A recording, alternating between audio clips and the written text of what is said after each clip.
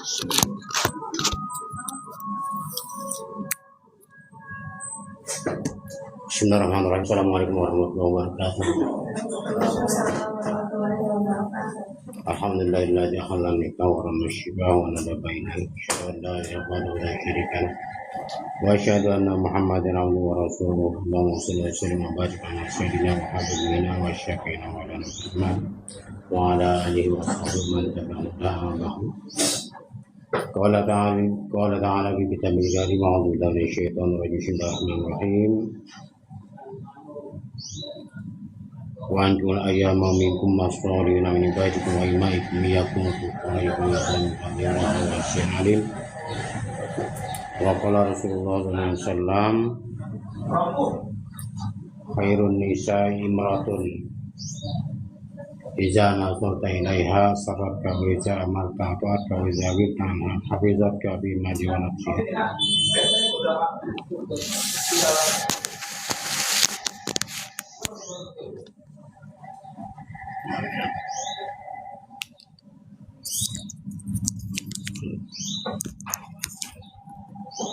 Bang, ini ngaringin nih pemandangan.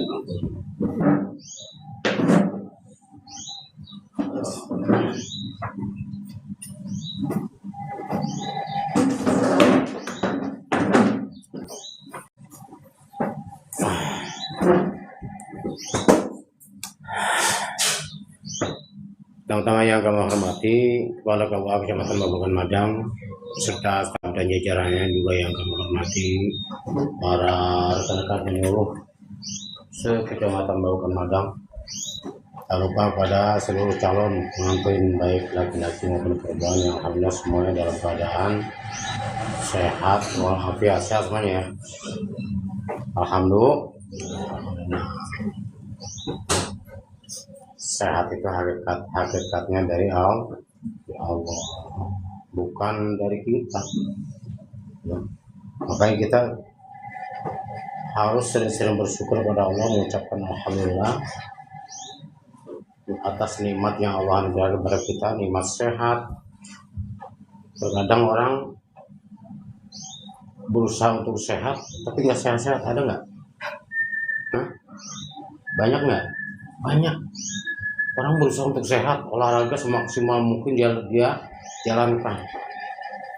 Ada yang lari dengan menggunakan jaket, ya. Terus olahraga yang lainnya. Mereka itu semua berusaha untuk sehat. Tapi ada juga orang yang berusaha untuk sehat, olahraga dan macam-macam vitamin dia konsumsi, nggak sehat-sehat, ada banyak. Jadi hakikatnya sehat itu adalah dari Allah. Mencari atau menjaga kesehatan itu kewajiban sebagai ikhtiar. Yang menentukan sakit dan sehatnya adalah Allah. Harus yakin. Makanya harus banyak bersyukur pada Allah. Ya. Apalagi yang nggak menjaga kesehatan tapi tetap sehat, nah itu patut harus sangat bersyukur pada Allah. Rajin olahraga nggak? Rajin nggak olahraga? Enggak, tuhan, tapi sehat. Ada yang rajin, ada yang enggak, tapi tetap sehat.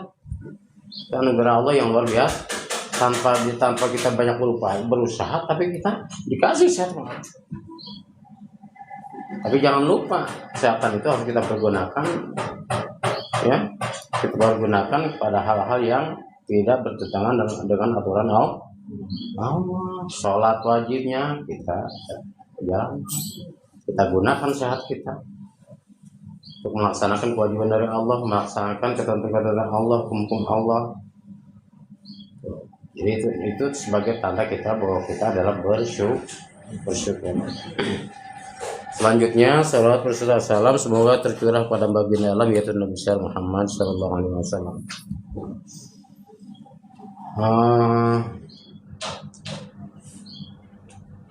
Terkait dengan pernikahan yang mungkin sebentar lagi akan dijalankan, kapan nikahnya?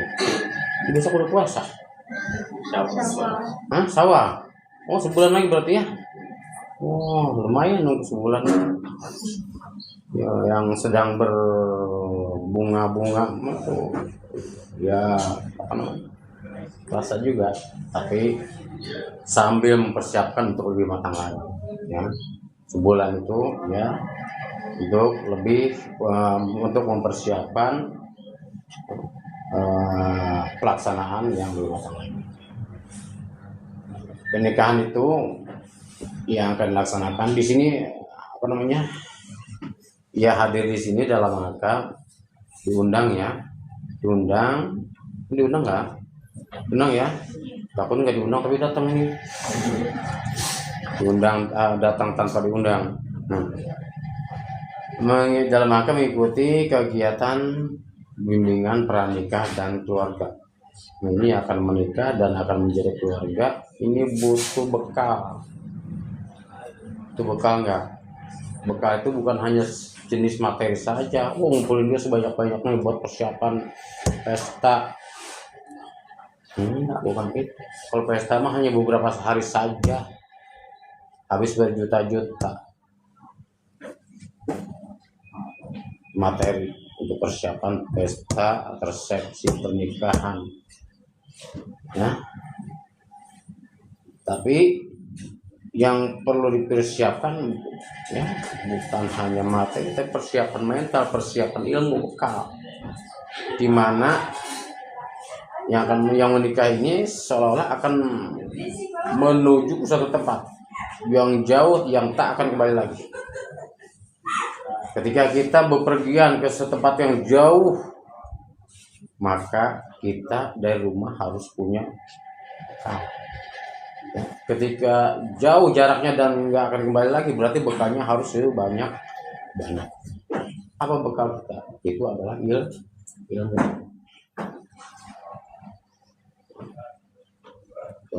Jadi penting sekali ya. Untuk saat ini tidak mungkin saya bisa menyampaikan ilmu atau bekal untuk perjalanan pernikahan dan rumah tangga akan dijalani sepanjang masa, tidak mungkin. Ya, paling hanya sebagai konsepnya saja, sebagai konsep nanti dijalani. Cara menambahkan ilmu dan pengalaman atau tentang konsep nikah dan keluarga itu nanti di lingkungan rumah, lingkungan kampung pun banyak, terutama sekali konsep tentang pernikahan dan rumah tangga menurut konsep Rasulullah SAW itu ada dalam satu pengajian ya, di pengajian ya, baik itu tata cara ibadah kita, konsep kita berkeluarga dan sebagainya, ada di pengajian. Asal rajin aja, tapi mau nggak mau harus rajin, karena kedepannya pernikahan itu adalah cita-citanya ingin memiliki keluarga yang sakinah mawaddah warahmah, keluarga yang sakinah tentram, keluarga yang penuh kasih sayang, keluarga yang memiliki keadaan yang sikap soleh-solehah, mulai dari orang tua. Kita pengen punya anak soleh-solehah, tapi kita harus berusaha menjadi soleh dulu orang tuanya. Orang tuanya sholatnya masih bolong-bolong apa enggak? Kalau masih bolong-bolong, dari sekarang mulai yang sholat masih bolong-bolong, mulai jangan sampai ada sholat yang bolong-bolong yang lima waktu. Ketika sudah lengkap lima waktunya, sempurnakan lagi sholatnya dengan cara berjamaah di masjid atau musola. Jangan malu-malu, mulai dari sekarang, karena cita-cita yang pada akhirnya adalah keluarga sakinah mawaddah warahmah selamat dunia akhirat ya. Anak soleh-solehah, tidak akan bisa terbentuk anak soleh-solehah kalau kita tidak berusaha untuk mensolehkan diri. Tata cara sholatnya dipelajari lagi, kalau masih ada yang belum paham, belajar lagi ngaji, jangan gengsi Ya, ini yang perempuan mungkin Maistalin kumpul dengan ibu-ibu, gabung dengan ibu-ibu, ya. Dan ibu-ibu jangan gengsi, saya masih muda masa gabung dengan ibu-ibu nenek. Jadi juga laki-laki lingkungan kampungnya di situ ada Maistalin ikut karena apapun yang dibahas di situ, apapun yang dibahas di situ kita dengarkan, kita simak, syukur-syukur bisa dipakai hari. Siap ya? Nah, ketika kita berkomitmen untuk menikah, ya, laki-laki siap harus menjadi pemimpin. Jadi pemimpin adalah suatu pemimpin itu akan dimintai pertanggungjawaban baik dunia maupun akhirat. Dunia akhirat ini, taruhannya dunia akhirat. Ya, kembali lagi ke nikah. Pernikahan itu berdasar pada dua aturan. Satu aturan negara, yang kedua aturan agama Islam atau syariat agama. Pertama aturan negara. Negara mengatur diantaranya Undang-Undang Nomor 19 Tahun 2019 mengatur tentang usia pernikahan. Pernikahan yang dibolehkan di Indonesia adalah usia 19 tahun. Ini udah cukup semuanya? Kayaknya belum dah. Kalau belum lihat pulang lagi nggak jadi, keluar lagi. Ya, cukup semua ya, nggak ada masalah ya. Kalau kurang dari 19 tahun berarti harus ada proses lagi yang harus dilalui. Ya, harus ada proses lagi yang dilalui, yaitu melalui pengadilan, ya, melalui diproses lagi di pengadilan agama ya, bukan pengadilan agama yang lokasinya tahu pengadilan agama tahu? Ini tinggal di mana? Oh, di Pemda. Hah? Pemda. Asli mana? Asli Subang. Subang. Oh Subang. Tinggal di Pemda Sukahati. Oh Sukahati. Tangga saya tuh. Saya kan di Bangkasari. Ya, ini di mana? Jakarta. Di Selatan. Yang calonnya mana? Ini calonnya. Asli mana? Asli. Sini mau Ramadan. Ini mana? Ujung Gede, tangga saya juga. Tangga kecamatan, beda kecamatan. Ya, nyebrang kali. Yang Gede belah mana? Ke stasiun. Banyak teman saya gitu. Ya, ini pakai kita calonnya mana calonnya? Jadi untuk ini calonnya mana? Calonnya Pemda. Oh itu Pemda. Oh tinggal di sini, Padang. Di sini di Oh gitu. Asli Subang udah lama di situ. Di lama. Tahun berapa? 2001. Saya dari kakek nenek buyut di sini di Pansari. Hampir kayak itu ada berkantor BPJS. BPJS di belakang itu ada. Ya, kembali lagi ke laptop, bahwa nikah itu berdasar pada dua aturan negara dan aturan syariat agama. Banyak aturan negara yang harus diikuti terkait dengan pernikahan dan rumah tangga. Di antara itu. Selanjutnya aturan yang kedua adalah bukan yang kedua. Berikutnya adalah aturan menurut agama Islam atau aturan syariat agama. Apa itu nikah? Harus tahu nih pengertian nikah. Kamu mau ngapain nikah? Ya, harus bisa jawab. Apa itu nikah? Nah, nikah itu adalah ya, sesuai dengan konsep kita, aturan syariat agama itu mengatur bahwa sesuai dengan definisinya nikah itu dalam definisinya kami ambil dari kita atau akhir kita pikir al-aqdul masyhur al-mustamil ala syurut wal arkan, suatu akad yang masyhur yang meliputi di dalamnya syarat dan rukun. nikah itu ada syarat, ada rukun. Sama seperti sholat. Oh, jadi nikah itu seperti ibadah-ibadah yang lain, punya syarat, punya rukun.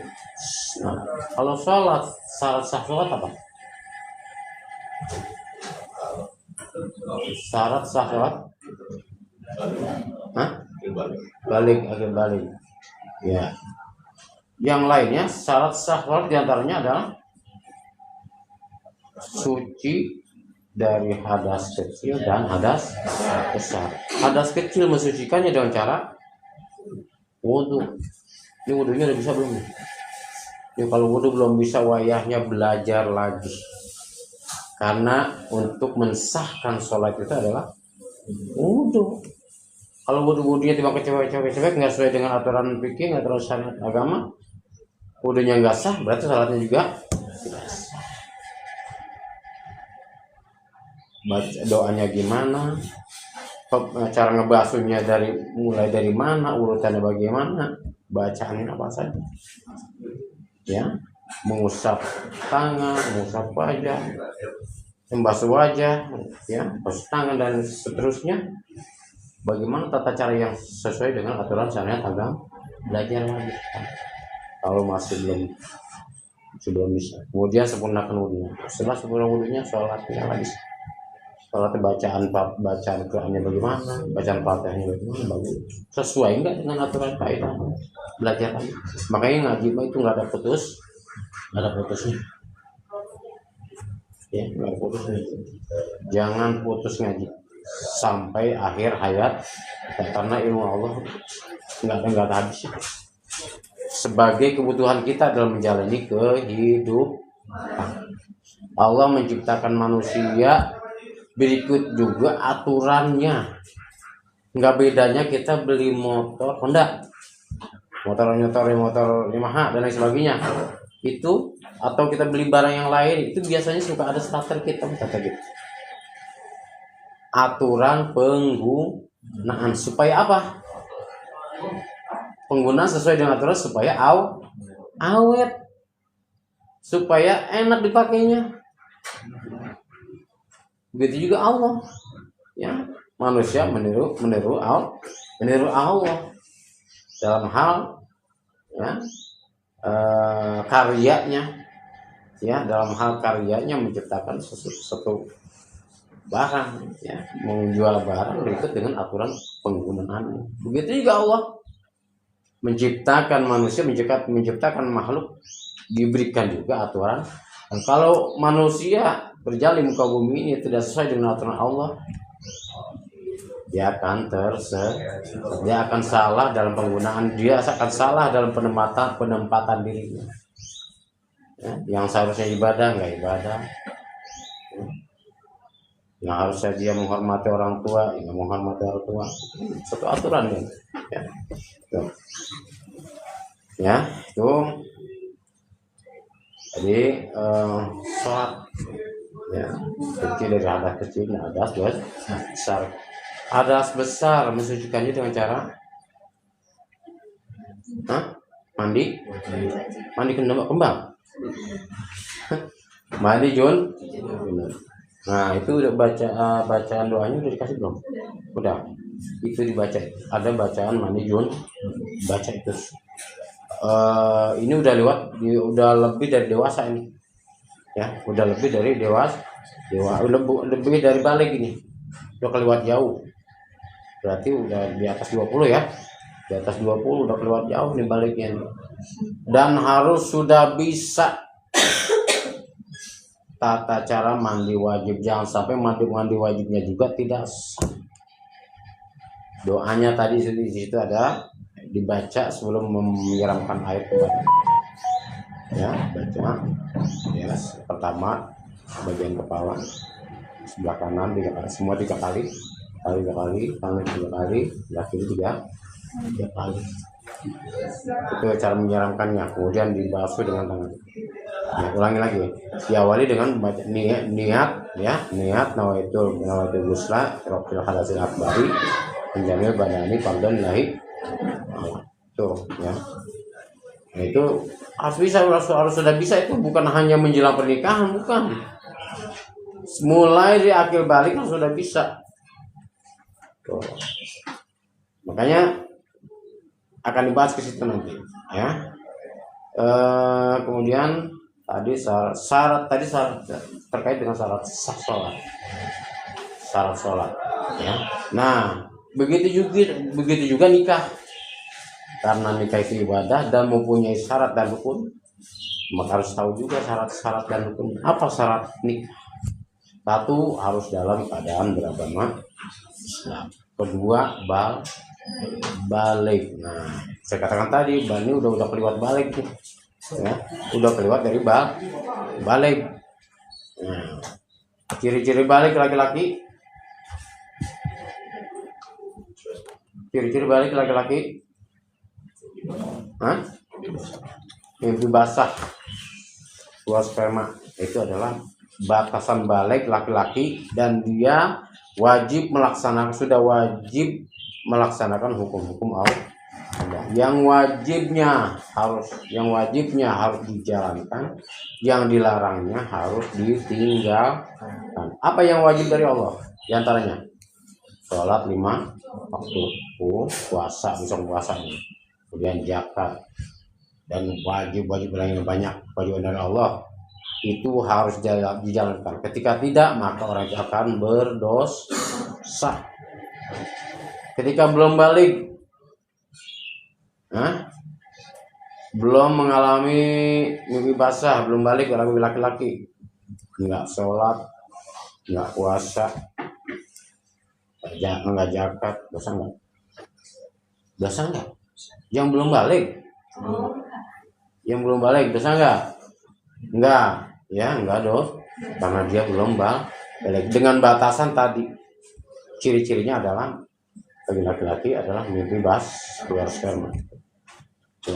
Ya, itu adalah batasan balik. Kemudian kalau belum balik, ya, dia melakukan sesuatu yang diharamkan Allah, minum-minuman keras,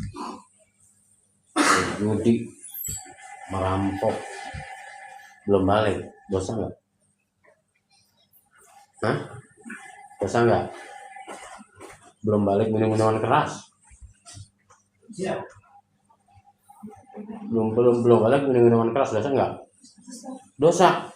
Katanya tadi orang belum balik belum terbebani oleh hukum Allah. Yang belum balik itu tetap tidak dosa. Tapi ketika orang dewasa melihatnya, orang itulah yang berdosa. Dibiarkan, ya, melihat dan dibiarkan, maka orang itu yang berdosa, terutama orang tua. Nah, kemudian bagi perempuan, ciri-ciri baliknya adalah menstruasi haid. Nah, maka itu nanti terkait dengan haid, ciri-ciri balik itu banyak dibahas dalam pengajian. Ya, makanya mulai sekarang rajin, ya, supaya kita betul-betul menjadi orang yang berkeluarga taat pada Allah dan Rasulnya, menjalani keluarga sesuai dengan aturan Allah, supaya selamat hidup di dunia dan di akhirat, gitu ya. Balik bagi perempuan, nggak mungkin laki-laki, ya. Balik bagi perempuan, ciri balik perempuan adalah menstruasi paling lama berapa?